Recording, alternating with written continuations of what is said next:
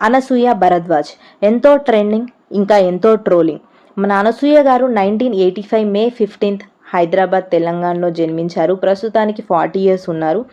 తన ఎడ్యుకేషన్ వచ్చి భాద్రుక కళాశాల నుంచి హెచ్ఆర్లో ఎంబీఏ పూర్తి చేయగా 2018లో హెచ్ఆర్ ఎగ్జిక్యూటివ్గా కూడా పనిచేసింది.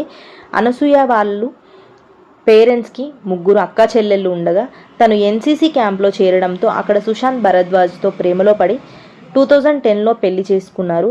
సుశాంత్ భరద్వాజ్ బ్రాహ్మణ కుటుంబానికి చెందినవారు. ప్రేమించి పెళ్లి చేసుకున్న అనసూయ గారు సాక్షి టీవీలో న్యూస్ రీడర్గా పని చేయడం స్టార్ట్ చేసిన తర్వాత తను న్యూస్ రీడర్ నుండి బయటికి రావడంతో జబర్దస్త్ కామెడీ షోలో తనకు యాంకరింగ్గా అవకాశం వచ్చింది. తన కెరియర్ పూర్తిగా మారిపోయిందనే చెప్పాలి. పెళ్లి తర్వాత తను జబర్దస్త్ యాంకర్గా చేయడం, ఆ షో హిట్ అవ్వడం, ఆ తర్వాత అనసూయ ప్రెగ్నెంట్ అని తెరవడంతో తను జబర్దస్త్కి అయితే బ్రేక్ ఇవ్వడం జరిగింది. అందరూ ఏం జరిగింది అని అనుకున్నారు. తను మొదటి ప్రెగ్నెన్సీ తర్వాత శౌర్య పుట్టిన తర్వాత తను తిరిగి జబర్దస్త్లోకి ఎంట్రీ ఇచ్చి తన స్థానాన్ని అయితే నిలబెట్టుకొని మంచి గుర్తింపునైతే తెచ్చుకుంది. తను జబర్దస్త్లో ఉండగానే తనకు సోగ్గాడే చినినాయన అనే సినిమా అవకాశం రావడంతో అక్కడ బుజ్జి క్యారెక్టర్ నాగార్జునతో కలిసి ఎంతో అద్భుతంగా నటించి మనందరి హృదయాలను గెలుచుకొని జబర్దస్త్ నుండి బయటకు వచ్చిన అనసూయకి ఎన్నో ఆఫర్స్ కూడా వచ్చాయి. తర్వాత తను క్షణం మూవీ చేసింది. ఆ తర్వాత తనకి కెరియర్లో ఎంతో గుర్తింపు తెచ్చిన సినిమా అయిన మన రంగస్థలం రామ్ చరణ్తో కలిసి రంగమ్మత్త క్యారెక్టర్ అయితే ఎంత గుర్తింపు తెచ్చింది. తనను ఎక్కడికి వెళ్ళినా రంగమ్మత్త అని పిలవడం స్టార్ట్ చేశారు.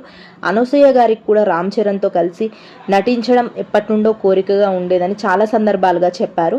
రంగమ్మత్త క్యారెక్టర్ అయితే తన లైఫ్లోనే మొదటి స్టెప్ అనే చెప్పాలి. తన కెరియర్ పూర్తిగా మారిపోయింది.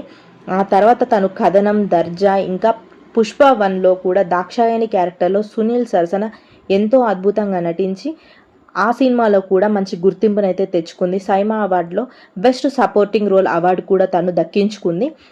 2016లో సోగ్గాడే చినినాయన, 2018లో రంగస్థలం, 2019లో కథనం, 2021లో పుష్ప, 2022లో దర్జా, ఇంకా రీసెంట్గా వచ్చిన పుష్ప 2లో కూడా తను ఎంతో గుర్తింపు తెచ్చుకుంది. ఎంతో ట్రెండింగ్లో ఉన్న అనసూయ గారు టాప్ టీవీ యాంకర్గా కూడా తను గుర్తింపు తెచ్చుకున్నా కూడా తనకి ఎన్నో ట్రోల్స్ ఎదుర్కోక తప్పలేదు.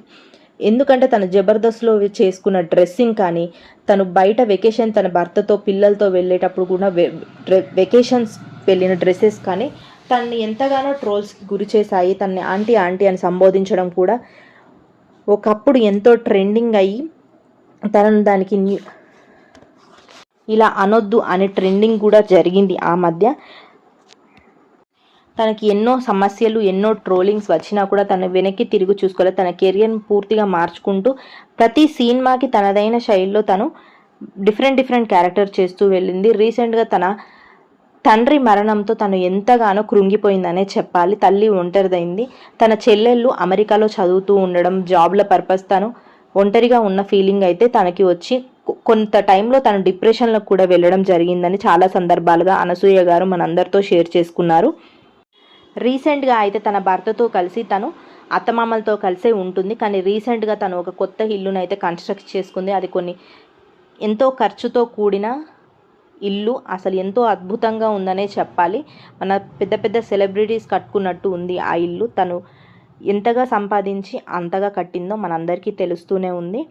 తను ఆ హనుమాన్ని ఎంత నమ్ముతుందో హోమంలో కూడా హనుమాన్ కనిపించాడని ఎంతో ఎమోషనల్గా తను చెప్పడం కూడా జరిగింది. అనసూయ గురించి మీ అభిప్రాయం ఏంటో నా కామెంట్లో తెలియజేయండి. ఇలాంటి మోర్ ఇన్ఫర్మేషన్ కోసం నా ఛానల్ అయితే సబ్స్క్రైబ్ చేసుకోండి. Thanks for watching.